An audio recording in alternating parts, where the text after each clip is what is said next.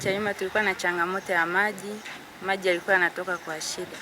Kwa wiki yalikuwa yanatoka Jumanne tu. Tunahangaika na maji. Lakini sasa hivi maji yanatoka kila siku. Tunamshukuru Mungu. Maji yanatoka vizuri. Sio kama kipindi cha nyuma tulivyokuwa tunateseka. Yanapotoka atoka na pressure kubwa. Yaani unachota maji mpaka vyombo unajaza. Ndio kwanza unapaka kuviweka tena maji. Kwa hiyo ndio maana naomba kama mwanzo kwamba hii hadi endelee hivyo hivyo. Maji yanapotoka kwa siku nzima, mtu anachota maji, anafua, anaoga, anapikia na mengine. Na sasa hii ndio vizuri. Kwa hali ya sasa hivi katika kwenye mtaa wangu kidogo maji yanatoka kila wakati. Ila kipindi cha nyuma hapo kidogo kulikuwepo na changamoto kubwa sana. Tulikuwa tunamaliza mpaka wiki 3 maji hayapatikani. Lakini kwa ujio wa mheshimiwa waziri wa maji kidogo imesaidia sana katika kwenye hali kutokuondokana na hali ya mwanzo ilivyokuwa. Tulikuwa na matatizo makubwa kama 3 hivi. Ya kwanza tulikuwa na shida ya uzalishaji. Kule kwenye vyanzo vyetu umeme ulikuwa unakatika mara kwa mara, na kwa hiyo wingi wa maji ulikuwa kidogo hautoshelezi. Na kule tumekuwa pamoja na wenzetu wa TANESCO, tumefanya marekebisho ya kiufundi ili kuruhusu fluctuation ndogo ndogo zisiathiri mitambo yetu. Na kwa kweli tumefanikiwa. Zile fluctuation baadhi zimepungua sana, labda zile kubwa tu.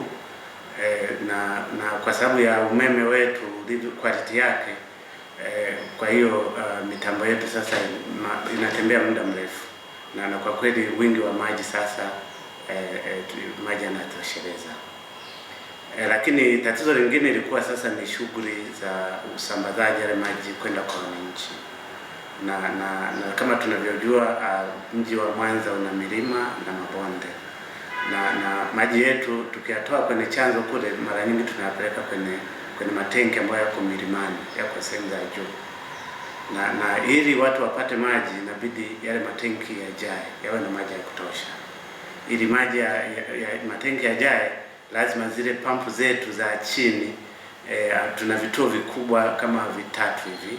Tuna kituo pale Mabatini, tuna kituo pale Sawa, na tuna kituo huku sehemu ya Nyamanoro pale kona ya Bwiru. Kwa hiyo ili tupate maji mengi kwenye matenki yetu lazima vituo vifanye kazi vizuri. Na kwa kweli tumejitahidi. Sasa vituo vyetu navyo vinafanya kazi. Kuna marekebisho ya kiufundi ambayo tunafanya kwenye vituo vile ili na matenki sasa yanatakiwa yajae maji. Na kwa Mwanza ilivyo, unaweza ukapeleka maji kwenye matenki yakafika na kashuka kwa wateja, lakini asipokuwa yamejaa, wateja walioko kwenye sehemu za miinuko hawawezi wakapata maji. Kwa hiyo tenki kama linajaa futi 18, ukao unajaza futi 6-5, unaweza ukawa na maji na naingia na kutoka, na watu wa juu wakaendelea kutopata maji. Kwa hiyo tunahakikisha mashine zetu zinatembea muda mwingi na matenki yanabaki na level ya juu.